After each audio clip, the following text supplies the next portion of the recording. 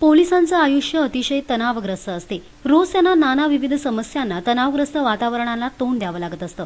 World health ऑर्गनायझेशनच्या सर्व्हेनुसार depression ही समस्या दिवसेंदिवस वाढतच चालली आहे. ही समस्या जर अशीच वाढत गेली तर या समस्येचा जगात दुसरा क्रमांक लागू शकतो.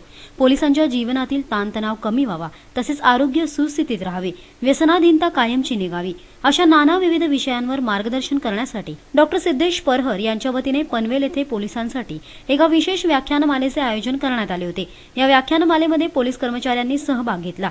यावेळी उपस्थित डॉक्टरांनी पोलिसांना मार्गदर्शन केले. त्यांच्या समस्यांचं निराकरण करून त्यांना विविध विषयांवरचं मार्गदर्शन केलं.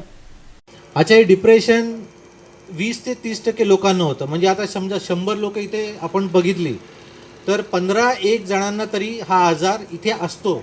काहींना कळतो की मला डिप्रेशन आहे, काहींना कळत नाही. असेच ते बिचारे जीवन जगत बसतात. त्यांना माहीतच नसतं की अशी लक्षणं झाली तर कोणाकडे जायचं, काय करायचं, कुठल्या डॉक्टरांना दाखवायचं. सायकॅट्रिस्ट, मानसोपचार तज्ज्ञांकडे तर खूप कमी पेशंट येतात. कळलं की आपण नॉर्मल जे GP जनरल प्रॅक्टिशनर असतात, छोटे डॉक्टर असतात, MD डॉक्टर असतात, त्यांच्याकडेच आपण जातो. तर जर आपल्या घरात कोणाला डिप्रेशनचा आजार असेल, समजा आई वडिलांपैकी एकाला जर आजार असेल तर हाच रेट जो 15% लोकांना होतो, तो जर घरात एका व्यक्तीला असेल तर तोच रेट 25 ते 30% लोकांना होऊ शकतो. कळलं काय? म्हणजे घरी जर आजार असेल तर त्याचं प्रमाण मुलांमध्ये होण्याचं चान्सेस वाढतात.